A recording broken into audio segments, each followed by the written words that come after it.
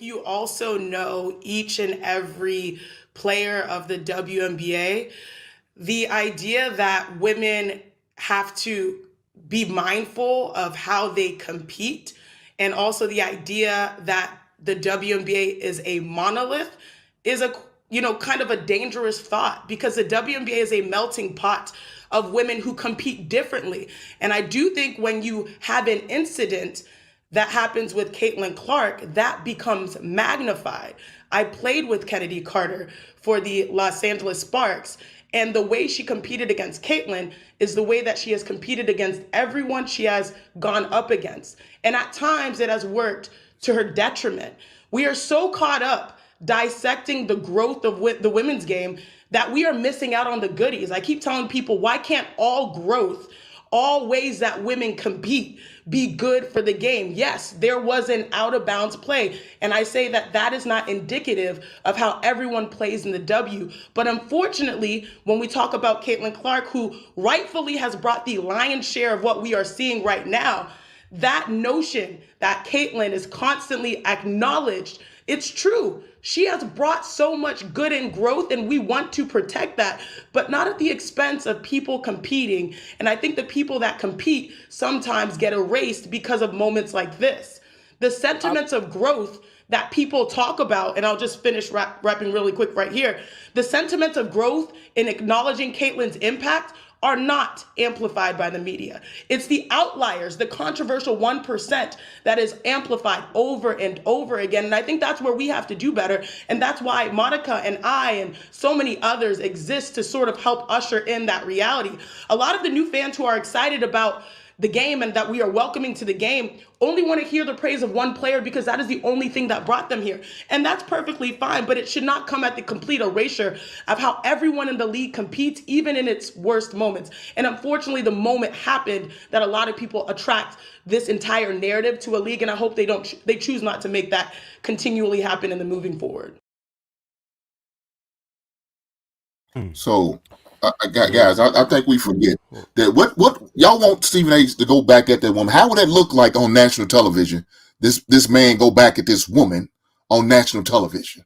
He bite back, he rear his back and act a goddamn fool on national television. Y'all realize he was suspended the last time he got into a situation like this when he went back. Now, this chick was wrong, because they were supposed to bend and went to commercial 15 minutes ago. She wanted the grandstand and do what she was doing to say what she needed to say. And again, us as black people, Cloud, I appreciate you donating that little money, but you could have donated probably about $500,000 more and could have really made a difference in the neighborhood. That's how we do. Another thing is, y'all realize the leading scorer of a WNBA is a white woman, not a sister, not a woman of color. Dana Taurasi is the leading scorer of the WNBA. Guess who's the leading scorer of the college? Caitlin Clark. Nobody cares about no other record but scoring, Sean. Nobody cares about that. Who cares about a steal record, assist record? Nobody cares about that. It's all about scoring. When LeBron got that 40,000, they made it all about him. He had a trash ass season for real. But guess what? He went on a scoring tour. That's all they talked about. Him getting a 40,000 mark.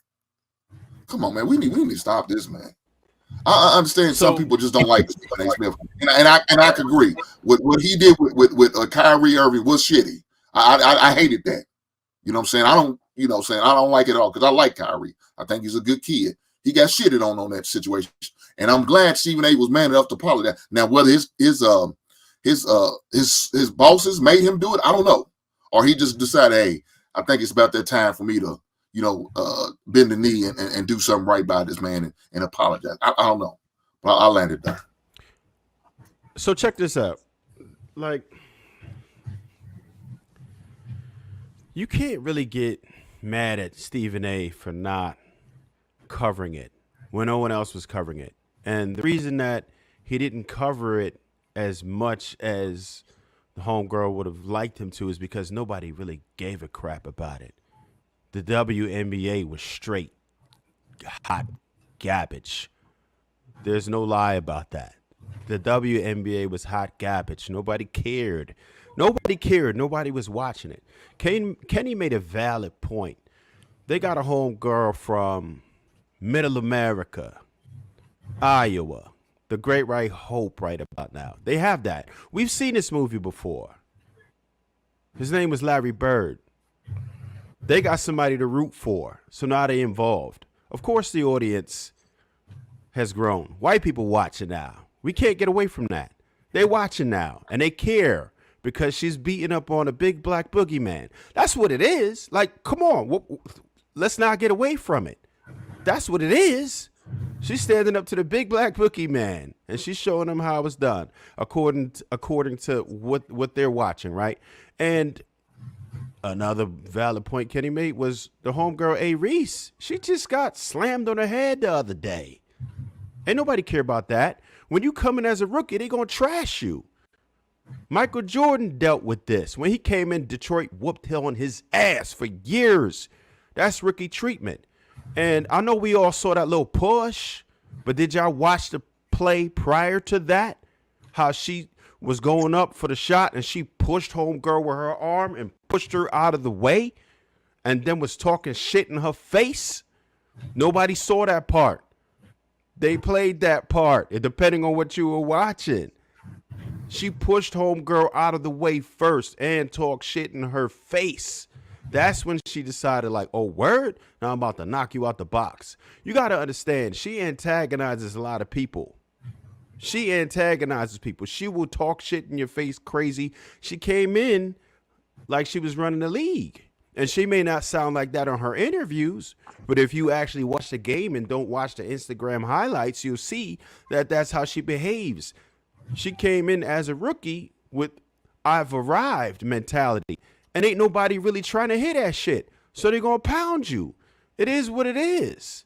That's what you're going to get coming as a rookie, acting like you a vet mentality. That's just what it is. She's going to have to take her lumps just like A. Reese. They don't like her neither. She get pounded same way. It is what it is. That's what we're going to see. They don't care. When you come in there with that arrogant attitude, you're going to get humbled. Now, I'm not saying they should hurt the girl or put her, in a hospital, none of that. She should be able to play, but she just has to be careful as to how she's antagonizing people. She can't sit there and talk to people all crazy and don't think you're going to get checked, because that's going to happen when you talk that shit to somebody who's been there for a little while, right? And this is just what it's going to be. I'll be honest with you. I don't think that this is going to have longevity and then people are all of a sudden going to forever watch the WNBA. I think that A. Reese and her are generational talents. I don't think that you're going to see a lot of those. That's just my personal opinion. I could be wrong and this may not age well, but I don't think that you're going to see a lot of them. There probably aren't any coming out this year that are going to be that nice. And once that all kind of trickles down, women start having kids and doing things and doing life and womanly things, it's just going to be a little different and people aren't going to care. It's hot right now, but I think that this is really just a fad. I don't think that it will ever be the NBA. This is the first year where they're probably actually not going to be in the red. We all talked about how they are absolutely subsidized by the NBA and has been losing money year after year since their existence. They've never had a profitable year yet. And I think it's hot right now. And I hope it doesn't go that way. I want them to do well so that at least we have another sport that we can watch, right? And that's great. I want them to do well, but I really don't think so. I don't think it's going to be that long before we just kind of forget about it and fade out. And then, like when slam ball came out, people was like, oh, damn, what the hell is this? Full contact basketball? Like people were into it for a minute and they were like, all right, I mean, I can't really watch this. This is crazy. And I think the same thing is probably going to happen. There could be more, but in my opinion, I just don't think that it's going to be like that. And I think that the homegirl was completely out of line because Stephen A. Smith was in his right in this particular situation. He has to talk. It's his job to cover what's hot. And if it ain't hot, it's not his job to make it hot. I'm sure he's tried that. He's tried to talk about it, but then when your ratings take a dive, no, we got to talk about something else. The whole football season, you can forget about it. And when real basketball is going on, you can forget about it too. Remember, it's only a few months that they even played at. And during that time, you got what? Playoffs? Come on, man. Nobody's going to care about the WNBA during that time. It's hot right now, but let's hope it can stay that way.